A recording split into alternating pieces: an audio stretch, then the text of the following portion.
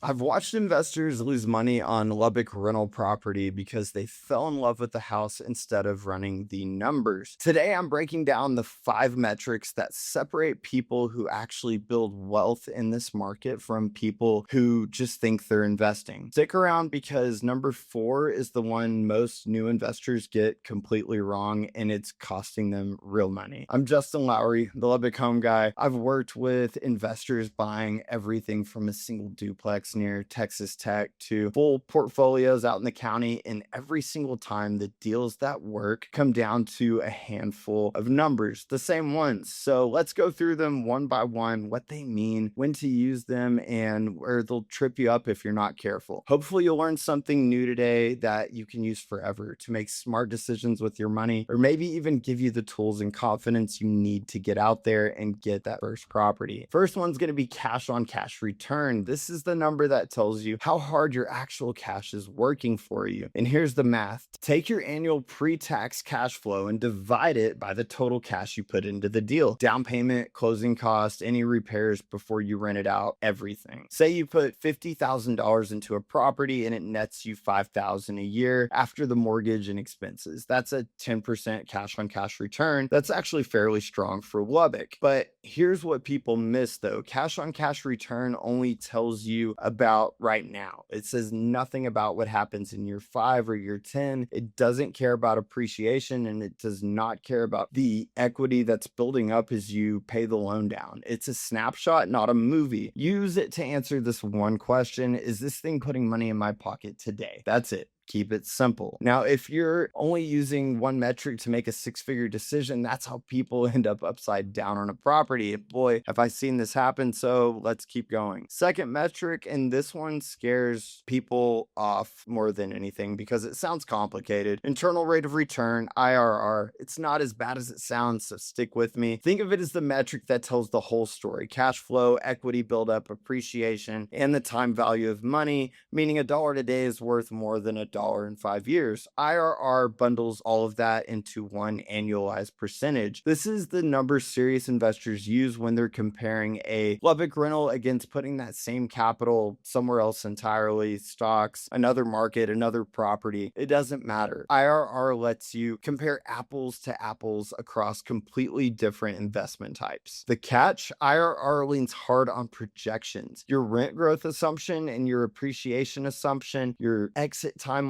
change any one of those and the IRR moves. So don't treat it like gospel. Treat it like your best educated guess and be conservative with your assumptions. I'd rather you underestimate and get pleasantly surprised than overestimate and get burned. However, I will optimistically always refer to my video on why Lubbock didn't crash in '08, or really ever for that matter, and why we are still ranked as a top 10 recession-proof city in the entire country. That's why I always present things locally, because Lubbock just plays by different rules, and I love them. Third, cap rate. This one strips out financing completely. It just asks, what does this property produce based on what it's worth today? You take the net operating income and divide it by the current market value. Why does this matter? Because cap rate lets you compare deals side by side without your specific loan terms muddying the water. Two investors can look at the exact same property and calculate the exact same cap rate, even if one of them is putting 20% down and the other is putting 50% down. But here's where it gets tricky. Because cap rate ignores financing, two investors can look at the same cap rate and walk away with completely different actual returns depending on how they paid for it. So cap rate's great for evaluating the property itself. It's not going to tell you what your actual return looks like once your mortgage is factored in. It's a different job, different tool. All right, here's where I see the most mistakes happen. The next two rules are the ones brand new investors lean on the hardest, it seems like, and honestly the ones I'd trust the least on their own. They are also probably the two you've heard of before, and this next one is the very first rule I learned when I got into real estate. Honestly, it's hard to get it out of my head when I look at homes today. The 1% rule. Quick and dirty test: your monthly rent should be at least 1% of your purchase price. So buy a house for $200,000, you want it renting out for $2,000 a month or more. This is a filter filter, not a decision maker. It's useful for one thing: fast. You can run through 15 listings in 5 minutes and throw out the ones that clearly don't work. That's it. That's the whole job of the 1% rule. Where it fails you is if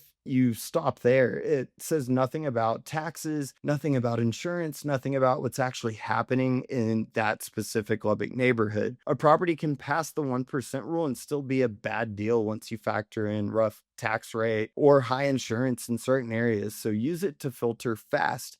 Never use it to pull the trigger. Also, the 1% rule is largely being rethought as we just don't see as many deals hitting the market that meet the 1% rule criteria unless it's maybe a 75K home in a tougher area. The last one, the 50% rule. This assumes about half of your rental income goes towards operating expenses, taxes, insurance, maintenance, property management, vacancy. It's a solid gut check for building your budget before you dig into real numbers. But it's an average pulled from national data, and Lubbock isn't Dallas. We're not Phoenix. Our tax rates and insurance costs are their own animal out here, and honestly, that works in our favor a lot of the time. So use the 50% rule to sanity check your budget, but then go get real quotes on insurance and pull the actual tax numbers for that specific property. Don't let a national average make a Lubbock decision for you. None of these 5 numbers work in isolation. Cash on cash tells you today. IRR tells you the whole story. Cap rate lets you compare properties apples to apples. 1% rule, it filters fast. 50% rule builds your budget. Run them together on every property and you'll know exactly what you're buying instead of just hoping it works out after closing. I built a free investment scoring tool on my website that runs a lot of this math for you. Plug in any Lubbock address and just see where it lands. Feel free to play around with it. And the cool thing, it gives you an analysis at the end on why it may or may not be